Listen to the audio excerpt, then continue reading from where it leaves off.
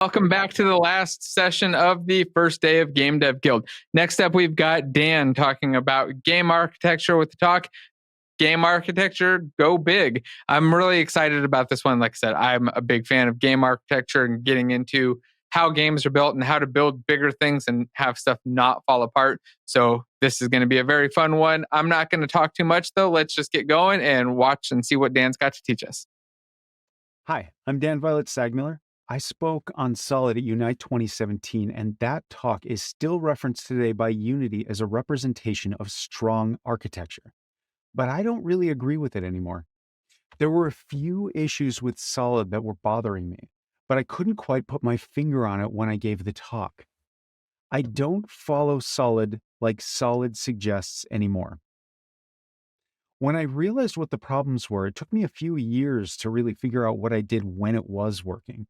And since then, I really dove into those, and with considerably good results when I'm able to use them.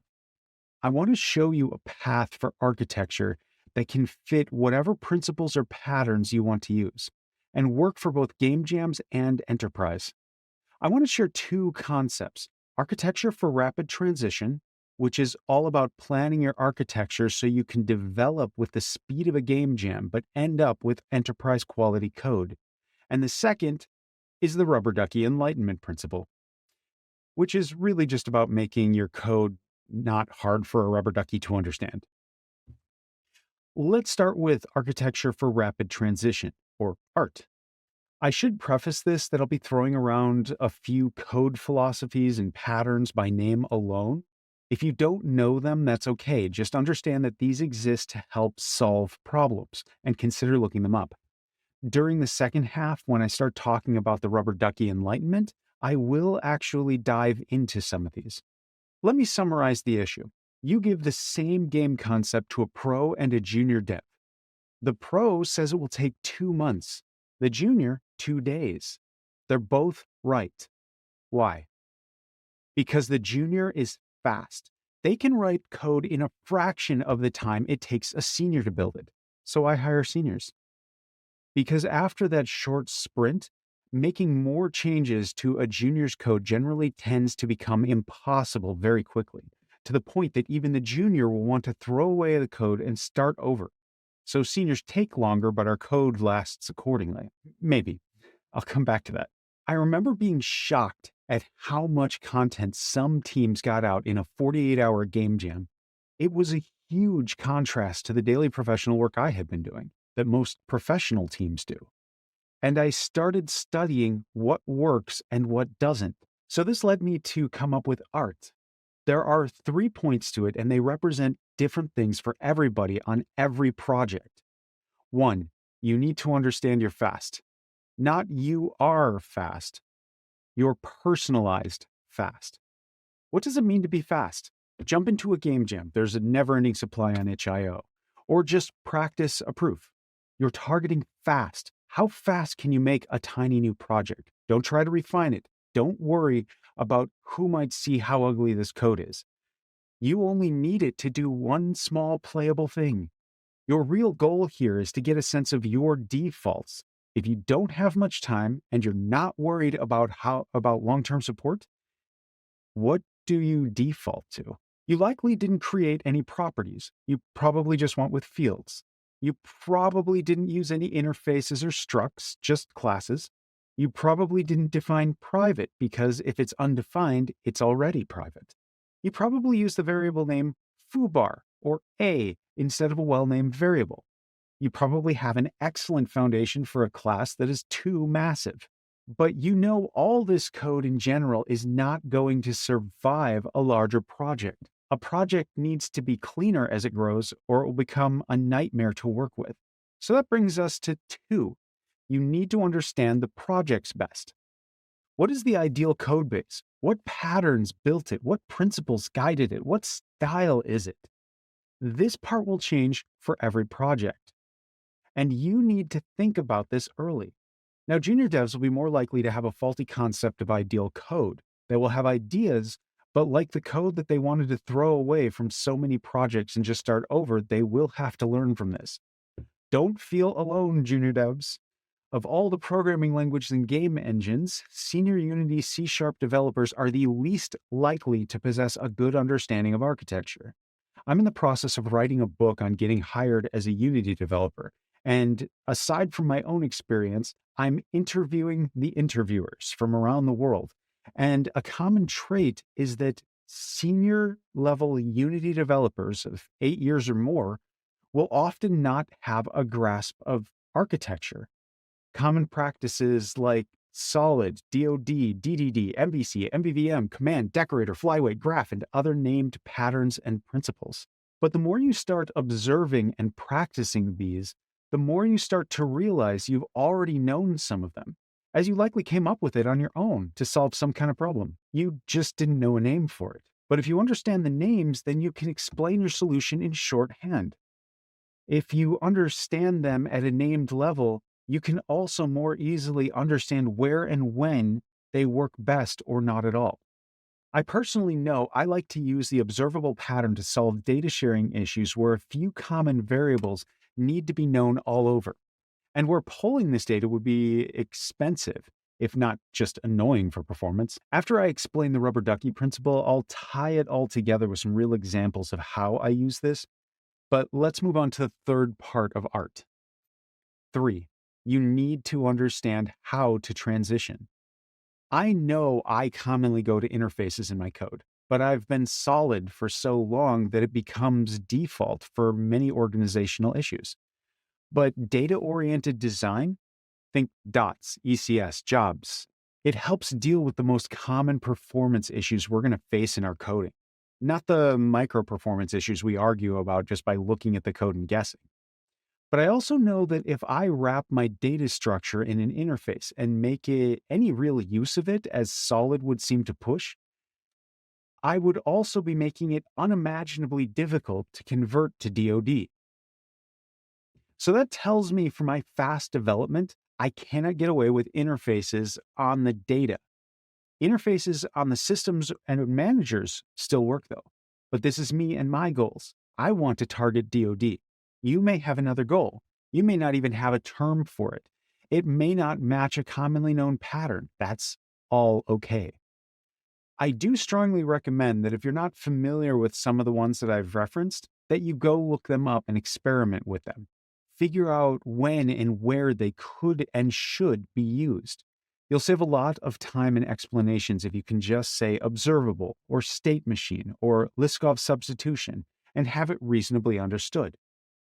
And for those on your team unfamiliar with it, there are plenty of resources online to go figure it out. Now let's talk about Solid and Unity for a second. Back in 2017, I gave a talk about solid architecture at Unite in Austin. It's still referenced today, but I don't really support it anymore. Not exactly.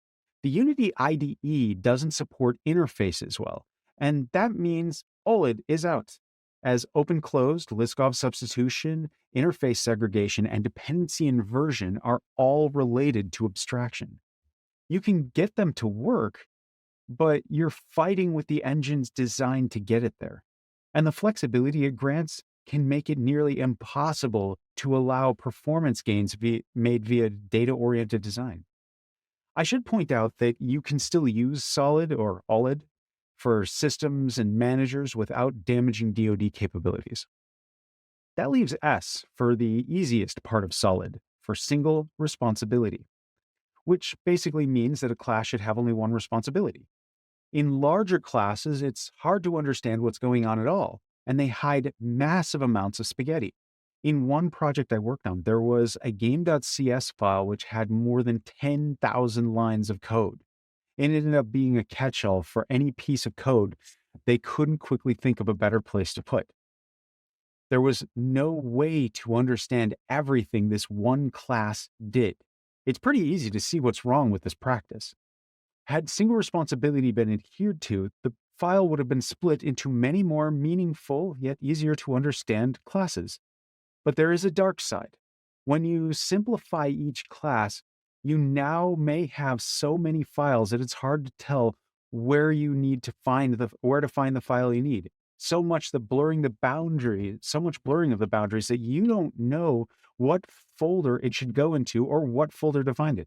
And since the same data is often needed between multiple of these sources, you find yourself having to struggle with the architecture of where the data should exist and how it should communicate.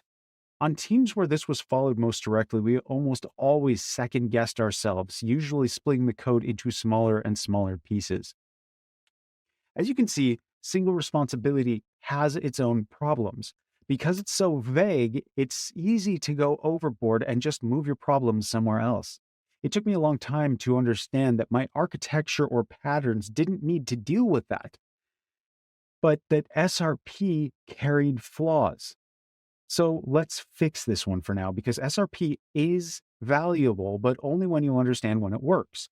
After extracting the parts that worked and adding to it, cleaning it up a bit, I came to what I call the rubber ducky enlightenment principle. Do not make changes to a class until you know everything that class does and how it is expected to be used by the rest of your program. What does it do, and how do you use it? How will we ever get anything done this way? That seems like so much work.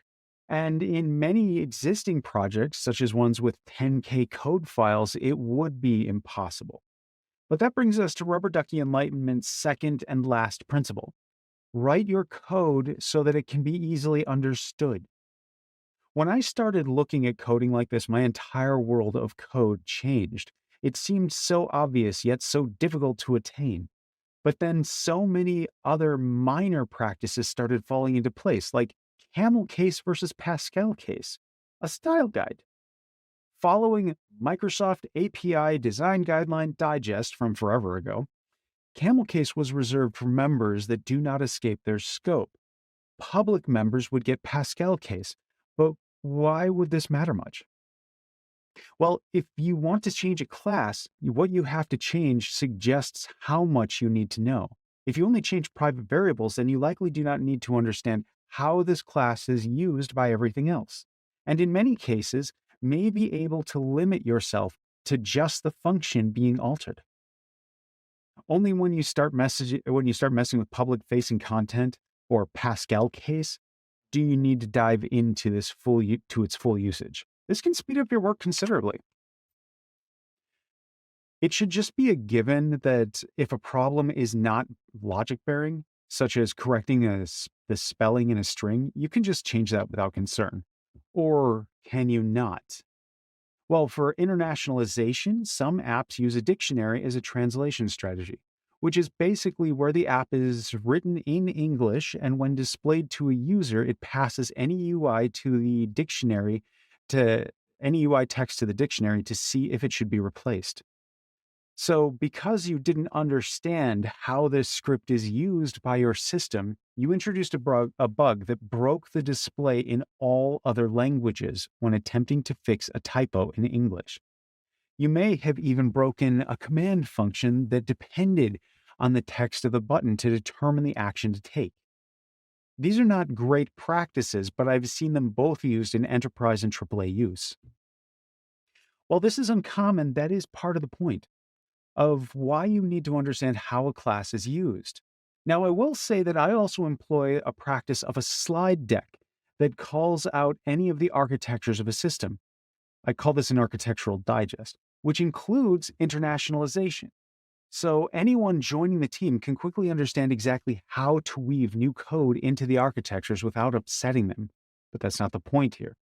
I should express that the string internationalization code is an example of invisible architecture. It's something that has no clear explanation in immediate code, but by placing things in certain ways, it indirectly influences other parts of the program. And so these invisible architectures, if these invisible architectures were already understood, then the camel case versus Pascal case would still work in this example. Moving on to single responsibility principle. Yes, the one I just complained about. When you look at it under this umbrella, it's not about making it smaller, it's about making it easier to understand. You could easily split high score into MVC, model, view, controller, where the data is held in the model, the UI in the view, and the controller has a function or two that manipulates it. But that's 3 separate classes for what could have been done in about 5 to 10 lines of code. That separation of code actually can make it tougher to put it all together, at least in time management. Perhaps if it gets big enough to reconsider MVC as a tool to break it up. So write code that is easier to understand. Singletons are okay. There's a lot in architecture to point out why singletons are a bad practice. It makes things untestable. It holds state in static space, which increases your likelihood of spaghetti code. It's not easily replaceable, but singletons provide some of the fastest ways to connect things on a larger scale in your game. It's a go-to for game jams. So let's demonstrate a path to fix this. Just use it as is to begin with. Public static class name, instance. And on your awake function, set the instance equals to this. So in a mono behavior, as soon as it's awake, that instance is now set and anything can call on this. To upgrade a static instance to something else, oh, and I should point out that you don't need to use awake. When you're setting a static instance, like a singleton, you can use the constructor in a mono behavior. That's one of the safe times it's okay to use it. To upgrade a static instance to something testable, convert it to an interface. Okay, great, a plan. Public static iClassName instance. Now we can still set the instance, but it can be mocked by simply replacing that state. From experience, I also know that we'll want to cut domain reloading to speed up playtime as the project gets larger. So let's add a reset item to that. Runtime initialization on load method. And we're going to call for the subsystem registration. So then we put that attribute over a static void method. We'll just happen to call it subregistration here. It doesn't matter. And if the instance is null, we're going to set it by finding it within the seed. But we also want to make sure we can support recompile and continue in our key architecture. So we're going to add another one. Inherit from iSerialization callback receiver and reset the instance. And the 2 functions that it adds, on before serialize, we're going to ignore that one. It also adds on after deserialize, where we just set the instance to this again. That gets called anytime serialization happens, which happens to also include any time that we change our code while the game is still running. Now our singleton behavior is testable, replaceable, supports compile and continue playing so that you don't have to stop the game to see new changes in your code. And it also will stay maintained if you turn off domain reloading. Not much more to ask from this case. But look at this. I have a plan of what I can do to support my more ultimate behavior for code. I can just start with a normal singleton, which is a habit that allows faster coding. But I've got a path to get me to something that attains all the things that I wanted. But the plan goes farther. Quite frankly, as projects grow larger, one of the major headaches tends to be in initialization sequencing. Each class handles its own because mono behaviors. But mono behaviors don't have guaranteed order unless you set the default execution order. And that could be an option, but it's fairly invisible. And every time you add new things or make changes to the initialization, you may have to go back and investigate that order. While there are many solutions, I tend to prefer an observable locator hybrid. A locator service is basically a singleton dictionary where the key is the type and the value is the instance. There is more to it than this, but for now, that works. So you ask locator.get iScoreManager, and you get the current instance of ScoreManager. That's how it works. An observable, on the other hand, is a variable, like a Boolean, a transform, or an iScoreManager that has a listener on it. So anytime it changes, it'll call a method and you'll be notified. That means that rather than having 1,000 mono behaviors constantly checking Boolean state every update, you can skip the update altogether and just listen for that to change. And the observable will call the function for you. The hybrid means that rather than just asking the locator for the iScoreManager, I would instead say locator.get iScoreManager and pass in the name of a function for it to call when it has one available. With the function, and then I of course add the function onScoreManager change. iScore manager score. We just pass it in. For initialization, this is a lifesaver. It means I don't need to worry about when something becomes available. It will notify me the instant it does. It means that I can just do all of this in the awake function and skip everything else. It means I'm not really worried about my execution order.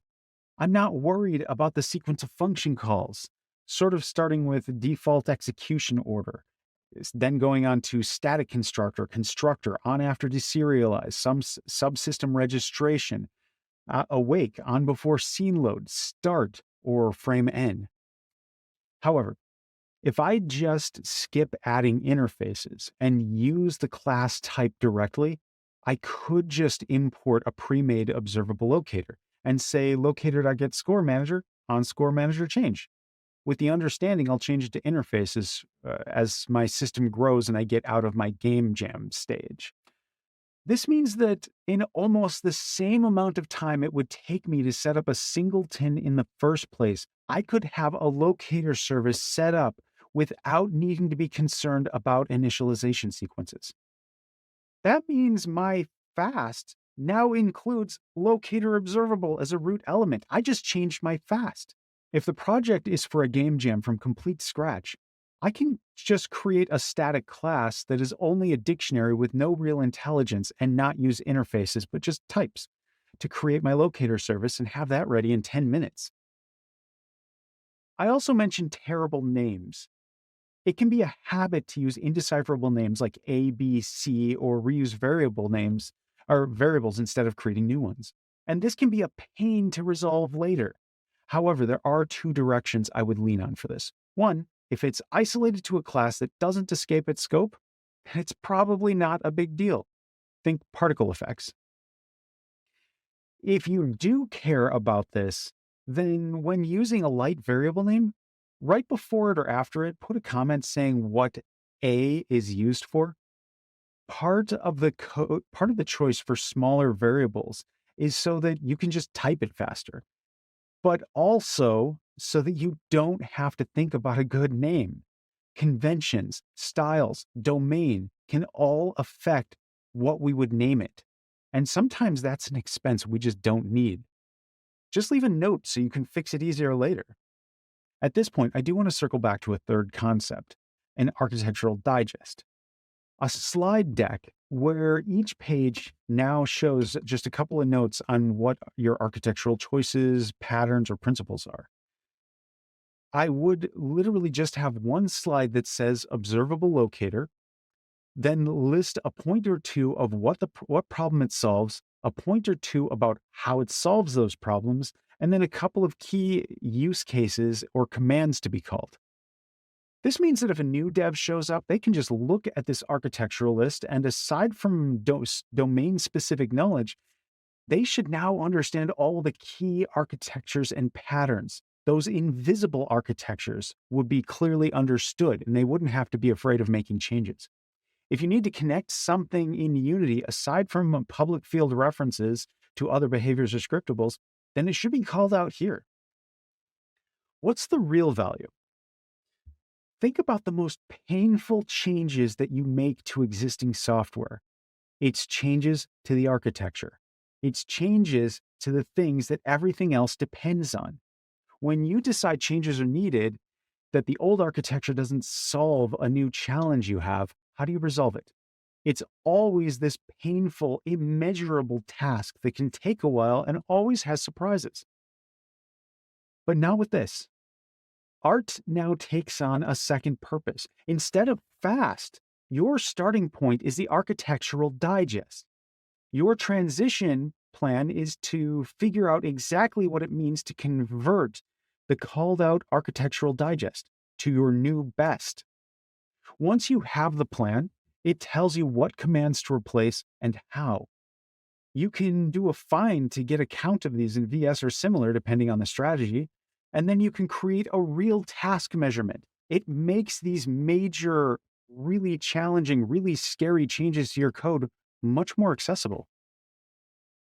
When you think about Rubber Ducky Enlightenment, you want to write your code in a way that makes it easier to understand. In this case, It extends the architecture by way of this digest. We're looking for ways to put very little effort, but can keep us, or at least get us to our best. I'm not trying to tell you exactly what to do. This was an example. Like I said, every person and every project will be different. I'm trying to show you one path of many with a way to think about how to get the most out of it. With some practice, you should start to get great results from this and develop it into something really useful. Please keep in mind, though, that everyone has a different sense of fast. When more than one of you are working toward that same goal, rather than forcing everyone to agree with one fast, have everyone agree to one best. And then each of you can work through your own plan. You should each document what your fast is. And then each person can initial the class that they worked on. So if something is confusing to another person, you can understand and see what the plan was to get that to a faster state. That's one option anyway.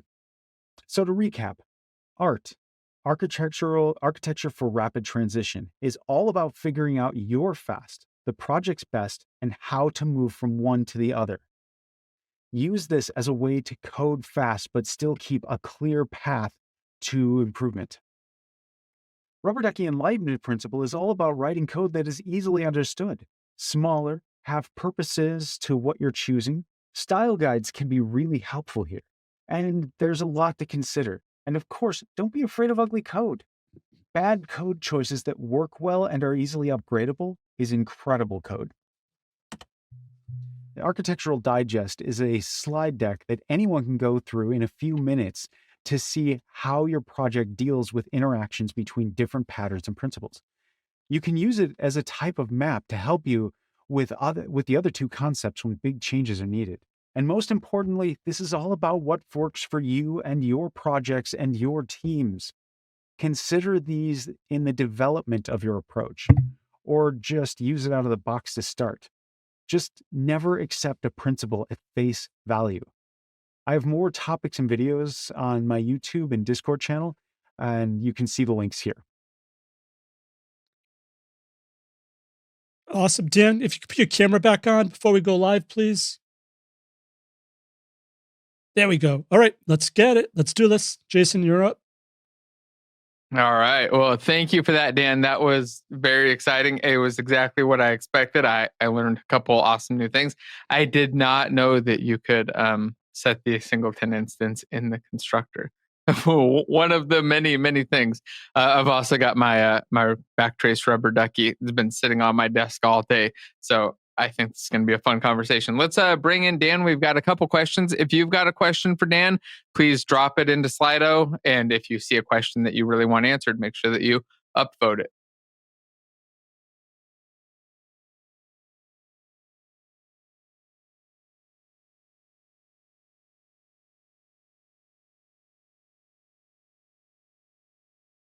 All right. Welcome, Dan. That was awesome. That was exactly the kind of thing I was expecting from you. And I really love the editing. I also just really quickly wanted to call out all of the awesome AI images. I started noticing those. I was like, this is very cool. It just kind of added to the feeling, and they really matched with what you were talking about. I liked it a lot, so I enjoyed that a lot. And yeah, so how long have you been able to set a static instance in the constructor? Has that always been a possibility, and I just was an idiot and didn't know about it? Yeah, I'm pretty sure it's always been there. It's one of those things where it's not really documented. It's they've got their domain reloading system, and it can wipe stuff out, but that's one of the points where it doesn't. And so they don't really want people necessarily doing stuff there, but it's one of the things that, as far as I know, back to like version 5 at least, that's been supported. Oh, wow. Yeah. Well, now I know, and I'm gonna start changing my workflow quite a bit. I think I've got a couple things from there. So I also, like I said, I got my ducky right here. I highly recommend everybody. You don't necessarily need a duck, but the process of just talking, saying the thing out loud, explaining what your code does is how you find like, oh, it doesn't do that thing. You say the thing that you thought it did, and then you look at the code and you realize you're lying, and that's where your bug is. It's a huge thing for me. So let's dive into questions. We've got a question from Peter first, asking about dependency inversion or dependency injection frameworks like Zenject. So we talked a bit about the singletons and using them in the locator pattern, and they're wondering how you feel about or what you think about using something like a dependency inversion or dependency injection framework. Apparently, they've been doing it as their go-to on big projects for Unity for a while. And I know a few other people who prefer that method. It's not my go-to anymore. I tried it for a while, but I'm curious what your thoughts are. Do you find benefits there? Is it something people should dive into, or you find that something else works better? So for me, I find that service locator tends to work better, but that's, I would say, a matter of opinion and comfort in coding. With dependency injection, I had gotten really into that for a few years, especially when it was outside of gaming. Yes. But when it, yeah, when anyway, so I started switching over to service locator, and I found that for dependency injection, I had written some of my own frameworks as well. I've tried Zenject. There was a Ninject, but I don't think that even worked in Unity. I don't remember. Anyway, um, with those ones, I mean, having a system in play to be able to call and access all these other pieces of data and pull them in a way, there's a really strong value to that. So, in my opinion, it doesn't really matter which one you go with, so long as everyone understands how to use the tool. I found like one of the biggest reasons that I switched away from systems like Zenject or other ones is that there was this invisible layer. Like when it's doing stuff, it's doing reflection in order to determine what fields and properties exist inside of a class. And there's an expense to that, where all of a sudden, live in your game, it's having to do reflection, which is generally an expensive process. And it pulls up that information to decide which fields to put stuff in. Um, and also, Zenject primarily deals with. Now, I could be wrong. Zenject may be very well capable of handling this. Um, but Zenject was not really able, or most dependency injection systems were only at initialization, like when the class first begins, and not that, oh, whatever the player manager is has now changed. Uh, Everything that's using it should be paying attention to this new class now, because this represents the player in this new scene or some other setup. And so the service locator, particularly the observable service locator, actually supports that. And so for me, that's why I switched to it. At the same time, I mean, Zenject and other dependency injection systems can help deal with all of the order of startup, the starting sequence to get everything wired up properly. So that's a reasonable choice. But again, I would say it's personal choice.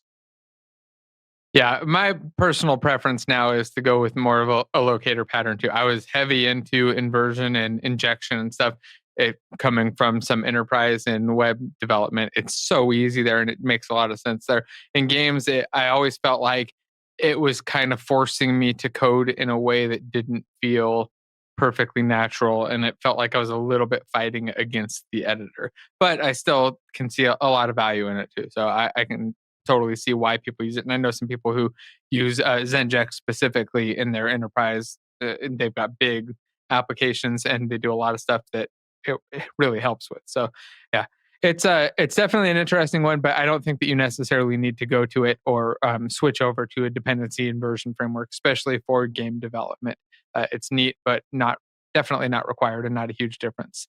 So the next question came from an anonymous viewer who was probably on a 1-day pass. By the way, if you have the 1-day pass, make sure that you upgrade for tomorrow, get the student or the pro pass, come join us in the expo hall, get all the free bonuses.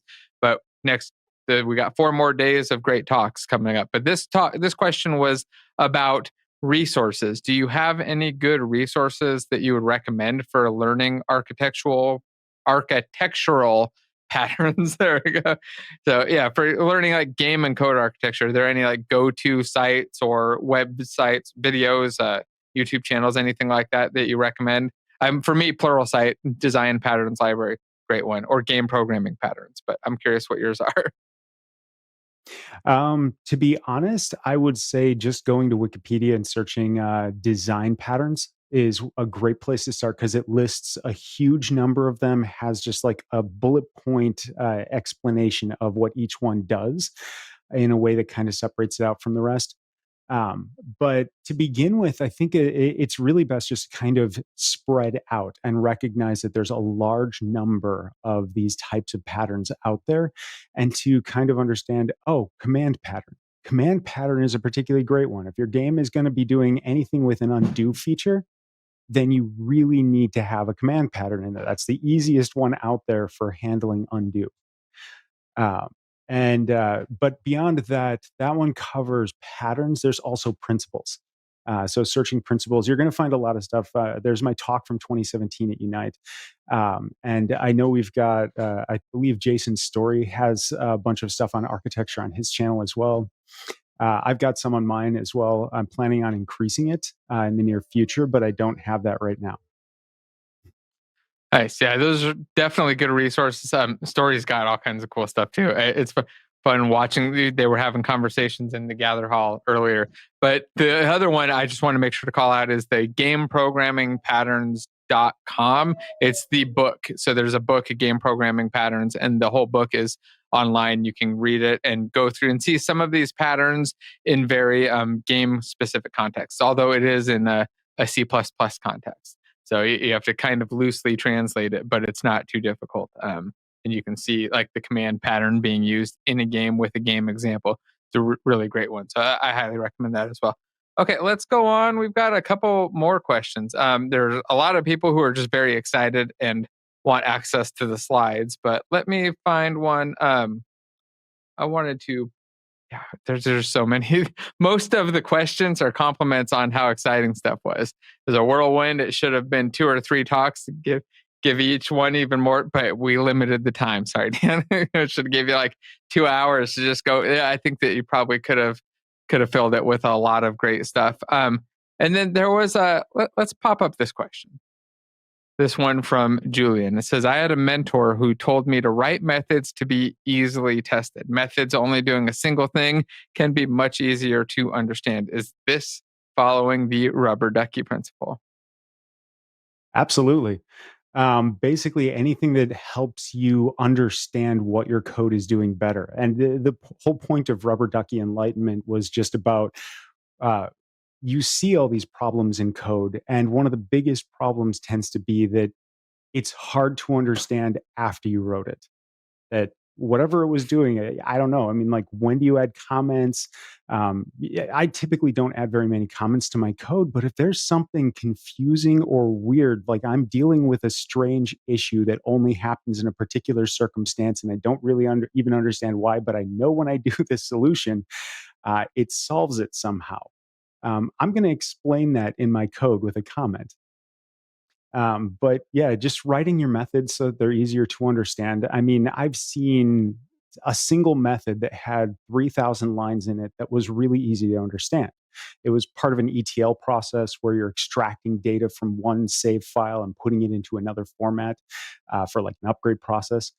But that was it didn't matter that it was 3,000 lines long. It was really easy to understand just because, oh, well, okay, this is just taking this chunk of data and it's starting to move it over to here. This is taking this chunk of data and it's also looking at this other one, tying it together and putting it to here. So it was a whole bunch of smaller, simple fragments. And you understood what the whole principle was. So naming is going to be an important thing when you come to methods. But yeah, I like this one. Writing methods to be easily tested. That's good. I agree. Easily tested and easily described. If you can't say what the method does, you should ideally be able to state it in a sentence, or maybe two. If you can't, then there's a serious problem. Go ahead. One thing that I do want to add to this is I recommend that everyone go try out some form of unit testing, like using Unity's unit test, for instance, or whatever system you're using. And there's a pattern called AAA game testing, which is not AAA like AAA studios or games. It is, I forgot the terms for it, but basically you're writing out your code and saying, here's how we're initializing this stuff. Here's how we are testing the one line of code or the one command method we're trying to test, and then here is how we're validating it. And then from inside of that, once you've actually tested that out a couple times, you get a really good feeling of, oh, look at this method. It is relying on like 10 different things inside of my code. That's really hard to set up for initialization.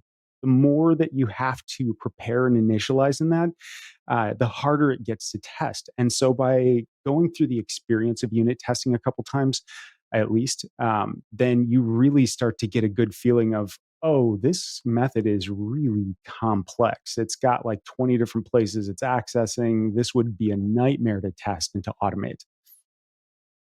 Yeah, I think that when I learned how to unit test, it changed the way that I wrote code. It kind of subconsciously, almost instantly, I started writing code trying to be testable, and then it kind of like my style refactored almost instantly. And I wanted to pop up a quick comment that wasn't a question, just loosely related to what we're talking about. Somebody asked about a good design principles resource, and one of our speakers tomorrow, Chris Lucian, is actually a great resource for that. Scott called it out. He's got the page right there, refactoring.guru/design patterns, all kinds of great design pattern info and unit testing stuff. So he's going to be doing a talk tomorrow on unit testing in Unity, kind of diving into this exact kind of thing. So if you're interested in that, make sure that you don't miss Chris's talk. I'm pretty excited for that one myself.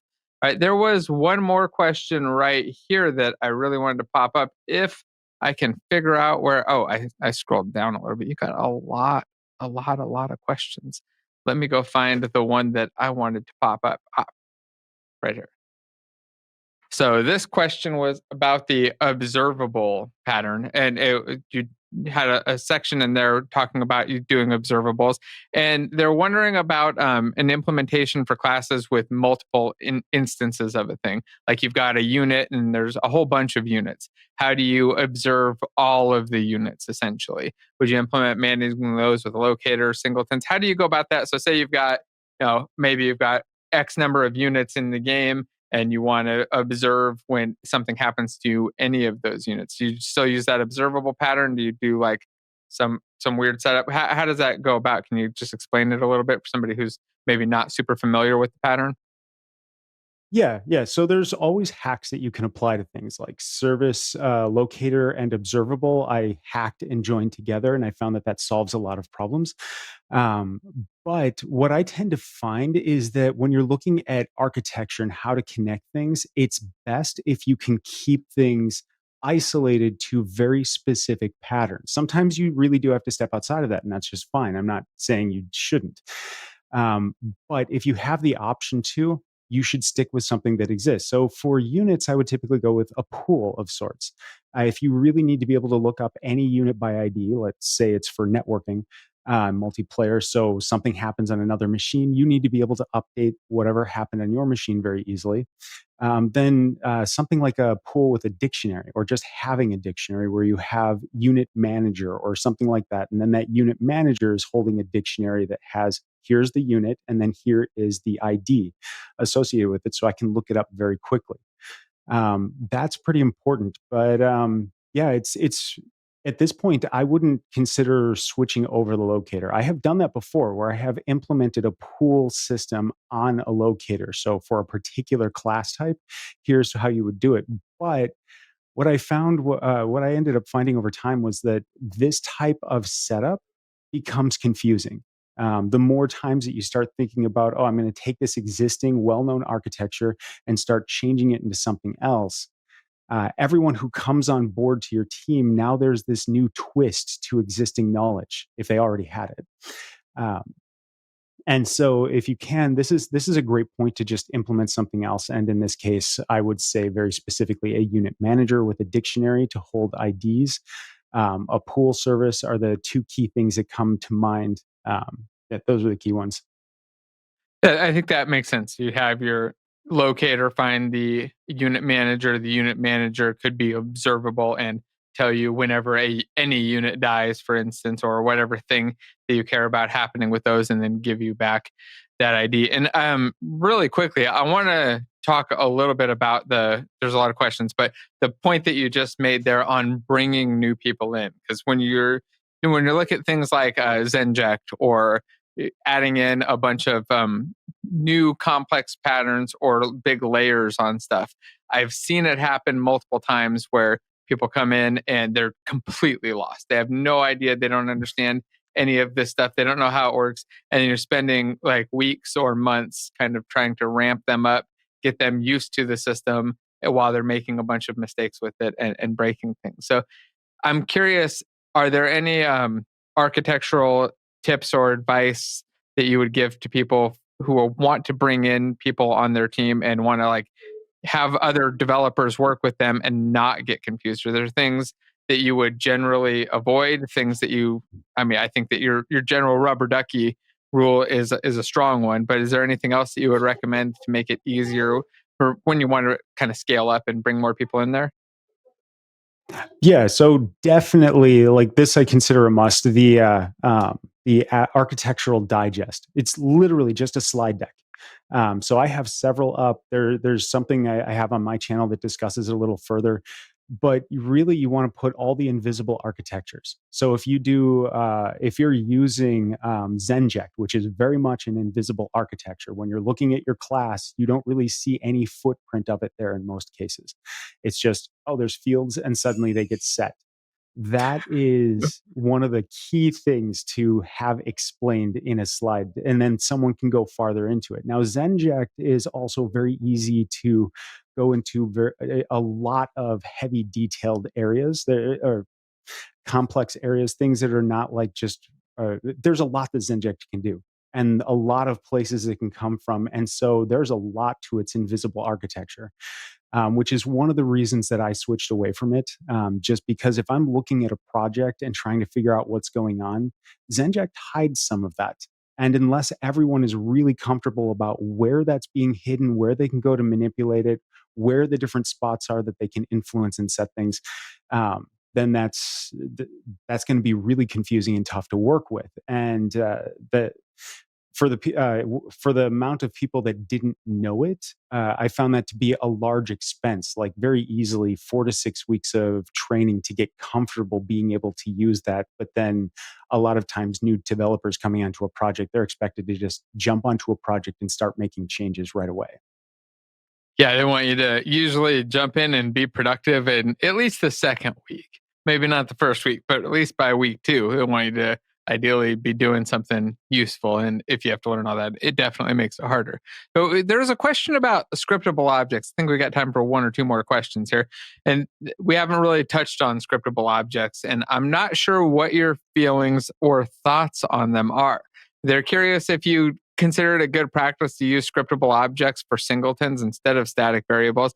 I'm curious about that, but I'm also curious if you have any other thoughts on just scriptable objects in general, how they play well or tie into your architecture, or how they maybe in some scenarios might not.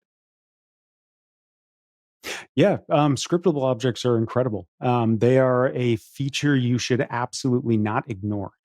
Um, Scriptable objects, I use them for a basic drag drop observable system. So, where I create a scriptable object that is basically Boolean variable or string variable or transform variable.